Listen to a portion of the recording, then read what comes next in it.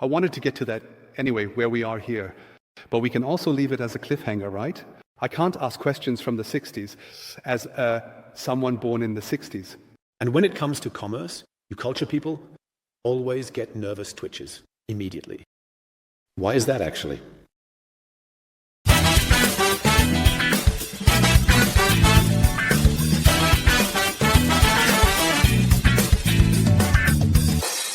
Welcome, dear viewers and listeners, to our new episode of BrandTrust Live. This time from a somewhat unusual environment with a somewhat unusual conversation partner. This time not with my colleague Charlene Schroeter, who is sick in bed, but someone has stepped in. No, just kidding. A long-planned guest, and we are glad to have him. Professor Dr. Daniel Hess, General Director of the Germanic National Museum. Daniel, I'm glad we can be here. Me too. Great that you are here. It was a long-held wish and required a lot of planning to be here. We've planned 12 years now, right? Yes, and then hardcore for 12 weeks. We'll also reveal right away why we are here and what topic excites us so much, which makes me so happy that I could have Daniel as a conversation partner. Someone I've known for a very long time, with whom I've exchanged ideas in various ways about culture, but also about culture and brand. And we'll get to what connection that has in a moment. Now, let's turn to you first. My dear, tell us a bit about yourself and the house we're sitting in, and then we'll get to the very special place. Briefly, the Germanic National Museum, founded in 1852. 4 years earlier, things didn't work out so well with the Paulskirche, meaning the formation of the German nation. And then the idea arose to bring all German-speaking countries under one roof and collect the entire cultural heritage there. That is this museum. And I am now the first non-German director from the German-speaking area, namely from Switzerland. You can't hear it at all. The great task, and what I find incredibly exciting, is to find a translation of these mid-19th century characteristics into the 21st century. And I realize that this is very well possible. We are a transnational museum. We are a civic foundation, not a noble collection. We connect high culture and everyday culture, and we are a larger museum founded on joint initiatives. So we have many donors and lenders who contribute to this idea of a European culture. And for me, these are all characteristics that are unique and very relevant in the 21st century. It has always been a European museum. And in the new concept of the permanent exhibition, we will also show how vast this cultural space is that we embody here. That's like the Sacrum Imperium, the Holy Roman Empire, around 1200. It stretches from the Mediterranean to Scandinavia. And if you look at what Germany is as a nation today, it's a very, very small thing.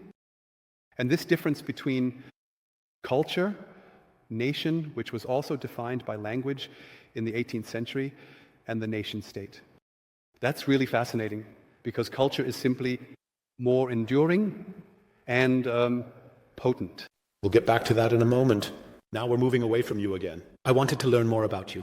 What are your plans with the house? Well, I plan to engage in the big discussion, especially in the Nuremberg context, about changing this name, which is as confusing and misleading as the term German is. We no longer drink mead from horns and such. I want to focus a future concept. What do we collect? Who are we? I want to clearly define what our profile is and hope that we don't have to change the name because the content is so clear. Metropolitan Museum, Victoria and Albert, what do those mean? In the end, the content is what matters, and I would like to achieve that during my tenure here. So can I rely on the fact that the name won't be changed during your tenure? I will not do anything to change the name now. I think we both know why it's nonsense to do something like that. I always have to explain it to our viewers as well. I mean, that's the pure essence of brain trust. It's about managing the significance of a brand, not changing the brand. Of course, in the Germanic National Museum, there are three terms: Germanic, National, and Museum.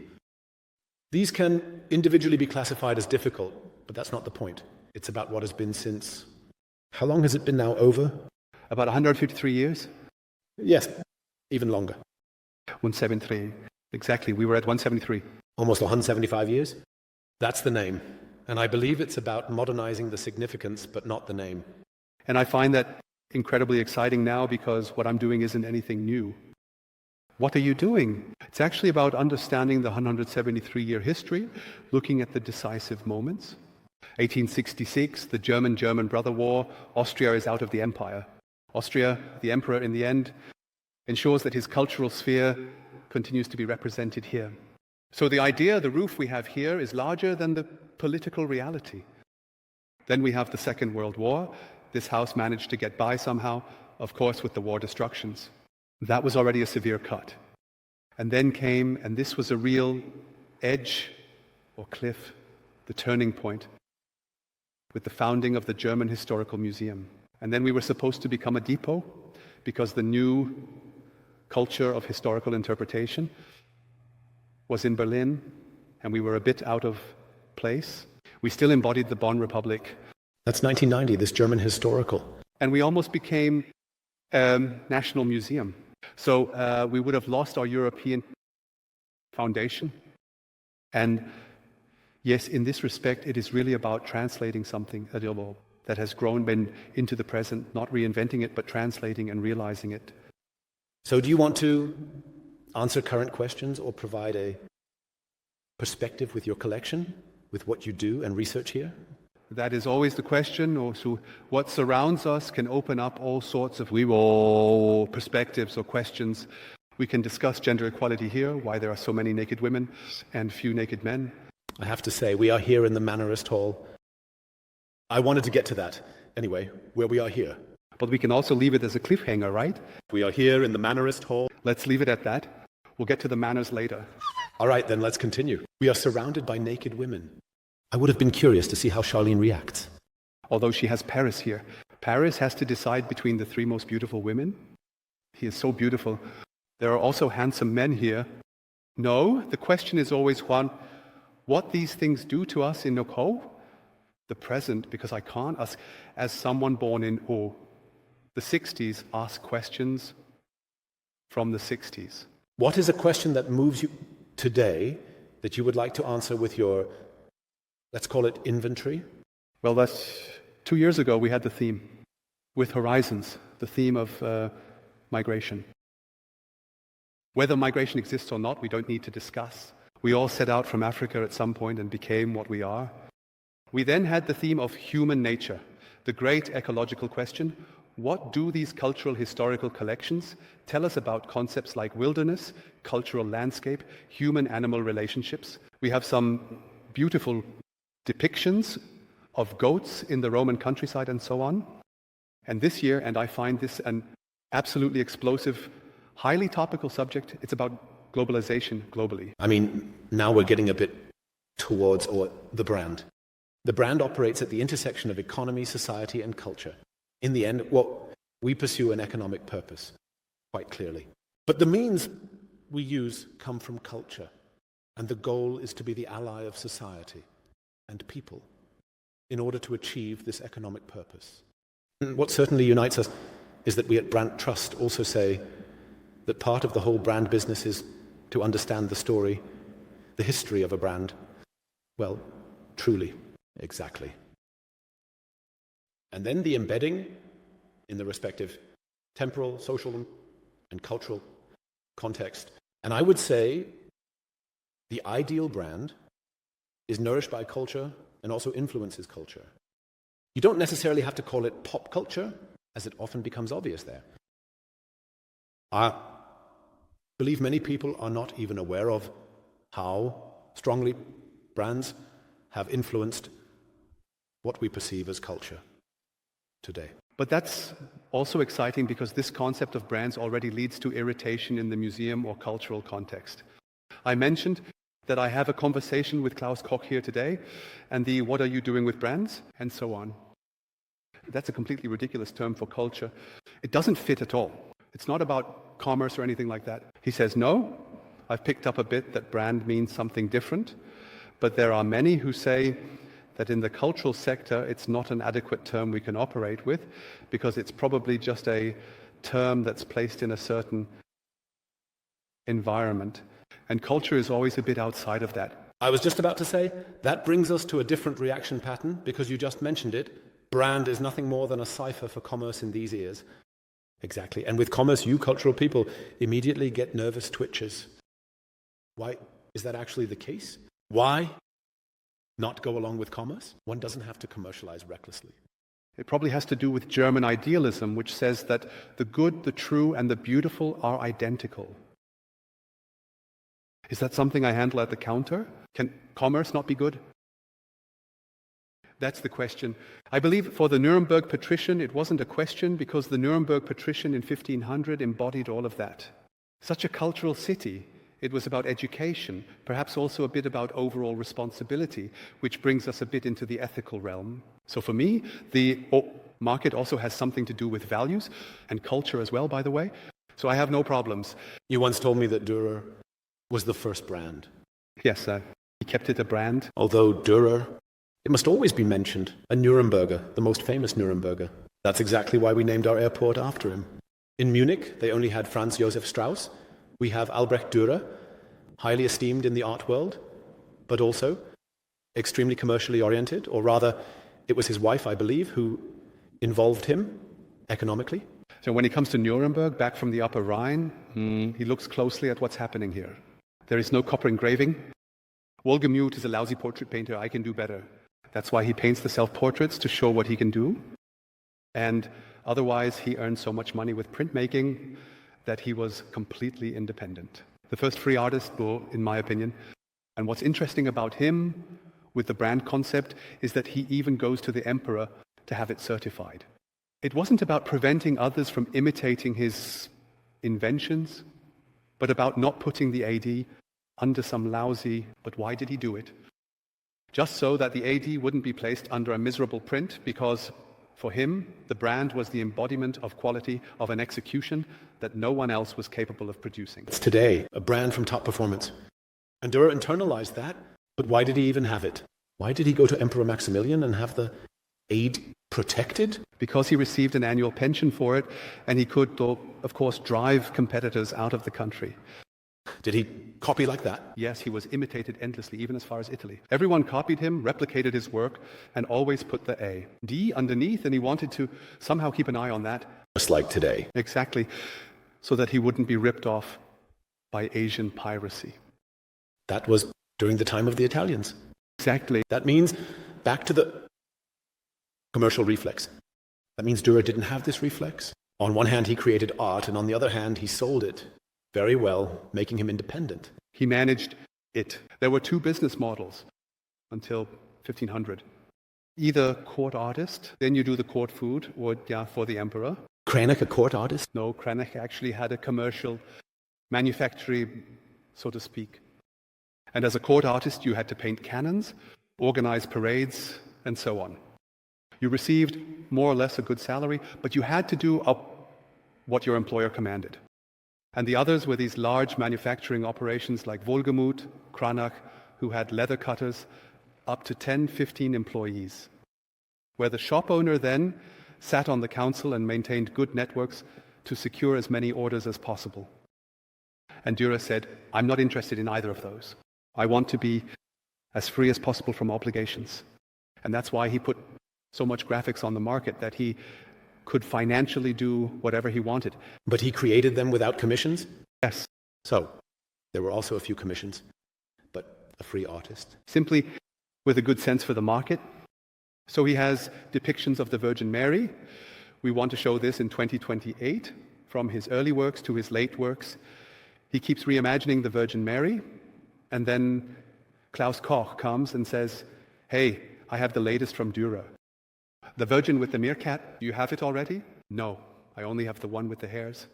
Because you absolutely have to go to...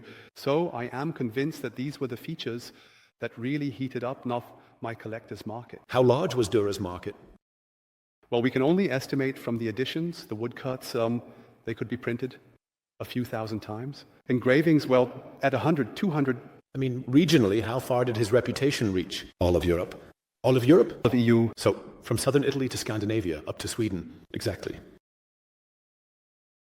How did he do that? There was no internet yet, unimaginable. He relied on the more fragile of all media, which in reproduction is the most stable of all media on paper. And the reproduction technology, it wasn't that old yet, with Gutenberg, so 40, 50 years ago, and Dürer makes it actually a hot thing till today, like social media. Yes, but that's a great business model, and he had it very early on when he started in Nuremberg. He had it, I'd say, he had graphic distributors who contracted people to supply the markets. So he sent his representatives out into the country to get rid of it. So that was his own sales service. Yes, but of course, I mean, his godfather, Koberger, was the most brilliant book publisher in Europe.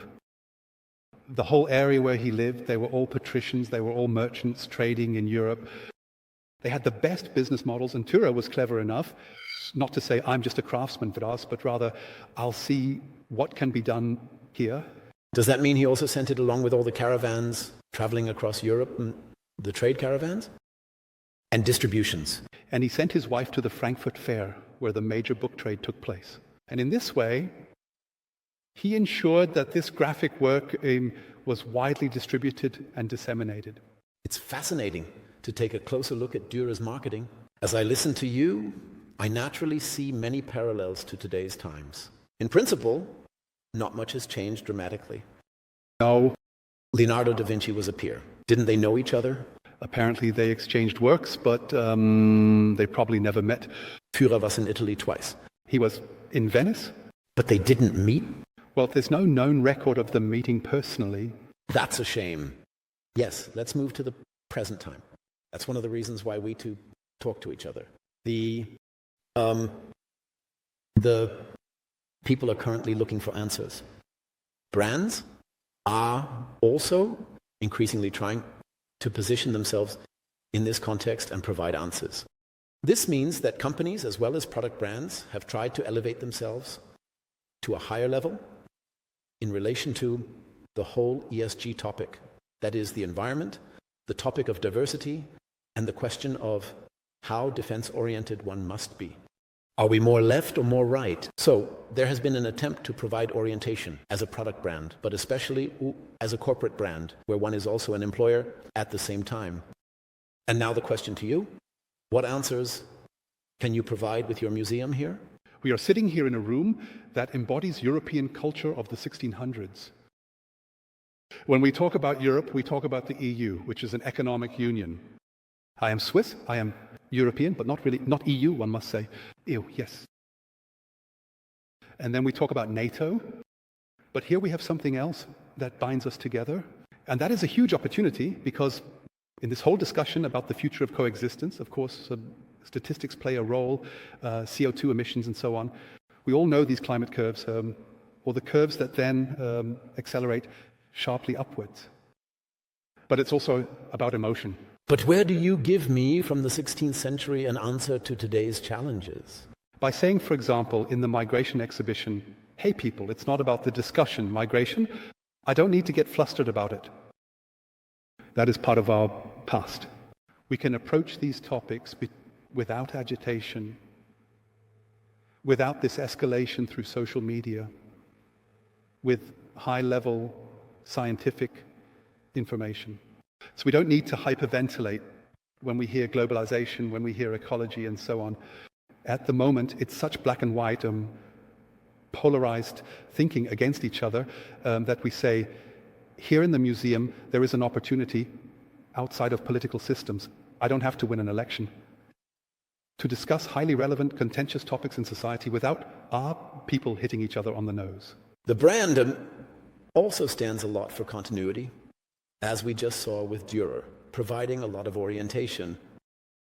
The brand has more to do with stability than with creativity. That's always a topic where I completely disagree with today's creative directors. But what would you advise brands? What can they learn from art, from cultural history? I wouldn't focus directly on the economic aspect, but I found it absolutely and totally fascinating. Peter Pixel has now passed away, the Swiss writer and another great author. Adolf Moschk wrote his life retrospective at the age of 90. And he said the beautiful sentence that every art lives from limitation. A poem needs a strict form. We say strong stomachs need strong boundaries. Well, and then one can say a strong life is a life that is aware of its boundary, namely death, and then, so to speak, views what we do from the end. And that means filling something, filling time, making it valuable, precious. I found that to be an incredibly great image. And which areas in our lives give us the chance to gaze into abysses? Alternative biographies, adulteries, whatever else we might live, except for literature, art. That means we have a space of experience that gives us many possibilities to empathize with another. How does someone feel who, I don't know, has just lost everything? And that this imagination, this incredibly creative achievement of art, of culture, also allows us to engage with the ultimate existential questions without having the executioner's axe hanging over us, so to speak. That is an incredible privilege, and I don't understand why so few people take the opportunity to use these spaces of fantasy to do the job differently. I first need to get the writing right. Why am I thinking of Gérard Depardieu today? In this context, Gérard Depardieu, what comes to mind? He came up with quite a few things. He has a few lawsuits going on. Exactly. Then there was something with Russia. Yes, he was somewhere cold. Cold? Cold? It was manners. It has something to do with women, the manners on set. Come on, tell me. What did he do? No, he's back in court now. I think he got a production deal. Really? Well, because now he's allowed back in court. Now he's allowed back in court because he inappropriately approached women on set. Was that just recently? Yes, it's been a while, but I think the trial was then suspended because of the whole Me Too thing. Exactly, so the Me Too. And now the question is, what does Me Too have to do with it? That was the question, of course. When I look around here, how women are treated, it's not terribly difficult. Exactly. And that's also one of the questions for us. How do we deal with it in a time when we'd probably prefer to stick fig leaves everywhere again? That is also a very big topic. So what does one expect from a museum in terms of manners in dealing with contentious issues? Am I still allowed to show nudity? 2 or 3 years ago, there was a big campaign where paintings were taken down. We didn't take any down, but there are also paintings here that could be taken down. Seduction here, is that still a topic with... I was actually thinking more about the role of women, isn't it? I had a wonderful seminar about, it was about gender, equality, gender, and so on. And queerness, there were intense debates because the woman is portrayed here as, yes, a symbol of seduction. It's not pornography, it just looks that way. It's about the seductive power of art, because Plato expels the arts from the state, since they pretend something that isn't real. A painting doesn't show reality, but acts as if it's a second reality. The artist is a charlatan who shows us something that isn't, therefore art must be removed. And that's the topic. And this pointed play with form, with seduction, with pearly skin, it's the artificiality, really. How should I say, a dance that is excessively mannered? Yes, but also an absolutely exaggerated, no longer natural way. It's the opposite of nature. That's mannerism. That's what one calls mannerism or a manneristic attitude, because nature is the rough wildness. And underbrush, the wild people, they have no manners, they don't know how to behave, and here something is cultivated again. This is the court culture around 1600 with all its seductive effects. One can melt away at the beauty of a painted woman or the music, but that has nothing to do with Depardieu. Depardieu simply did not understand what the proper maniera is, even on the film set. It's also interesting, not so much because of Depardieu, but because of how you explain the art of the 16th century, because nothing else is happening right now on Instagram. For example, when female influencers present themselves there, the images are so staged, that they actually don't differ from the art of that time, era, which then leads more to this societal problem where all, let's call them young women, think they have to look like that. And I recently observed it again in the USA, and then also in their 20s, they resort to surgical interventions, which certainly at that time I could imagine was also the case, that they helped along, probably not surgically yet, but in some other form to achieve this artistic ideal. Getting as close as possible is a problem. So on one hand, there's the ideal, and on the other, yes, of course, there have always been beauty ideals. Yes, with Rubens, those were the voluptuous women who could afford to eat, who didn't have to starve. So a voluptuous body in the 17th and 18th century were not in the 17th and 18th century. That's around 1600, right? That's this Rubenske. We cannot prove it because the question didn't matter at the time as it was portrayed here. Of course, there were androgynous figures, and it was also lived as we have seen in antiquity. But now to really prove it under today's aspect of queerness is difficult. We lack the sources, and he asks whether it is even necessary. And beauty was always relatively bound to societal conventions, including what could be shown. There were times in history when just the width of a woman's ankle was already considered, led to scandals. Today we are a bit more robust, and it depends on the country. Just because you ask, what significance does a museum have? If I like to lead into the late 15th century, that was the time. Before the Reformation took place, because then Martin Luther came, this desperate reformer said, in the beginning was the Word, but the image fascinated people much more. And Olaf Scholz proclaimed the turning point due to photos of the Ukraine war. The image is what still highly emotionalizes us. That's why the times of the late Middle Ages, this world full of powerful images, have much more to do with today than we think, because it's also about how I present myself optimally, what I show, how I show things that are not visible in the image but that I need to understand, and so on and so forth. All the strategies for constructing an image as effectively as possible can be learned from the Middle Ages.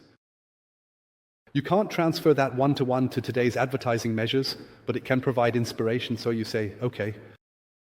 Because when we look at Susanna here appearing stark naked before us, she still has a veil of modesty like shame. Then, of course, we see the elders who are. Observing her, meaning the viewer themselves becomes a voyeur, and this is played with. And I find that quite... So art becomes a means of communication. The boundary of representation is lifted. And I find that highly fascinating because that's what happens with images. Today we call it immersive or something like that, right? It happens all the time, but we are no longer consciously aware of it. You could say you always feel better when you leave the museum than when you entered. Actually, yes, that in the decisive moment, your life has changed through a well-curated exhibition. If that wasn't a perfect closing remark, Daniel, thank you very much for allowing us to be here. Thank you for your time, for your wonderful interpretations. I hope our viewers felt the same way. I have discovered more parallels and connections between art and brand again. The art historian always has a reflex to flinch when hearing brand and commerce. The brand and commerce person who ignores art and says, why bother? It was all unnecessary, not needed. And I believe the mission that you also have, and also what we wanted to pursue a little with this episode is to say, no, people, this is not separate. But if you bring it together, it might be a bit challenging at first, but you can gain more from it than the effort it probably requires. And we did something like that 10, 11 years ago with you. It was called a brand development process. And then Klaus Koch told me, and if you liked it, come back. But probably not all of you have been here yet. Feel free to come here and see if everything I said is true. Yes, exactly. That had to be said, right? The little commercial break that's allowed. We are also an infomercial show. In that sense, we are allowed to do that. So thank you very much for tuning in and listening. And I look forward to seeing you next time. BrandTrust Live.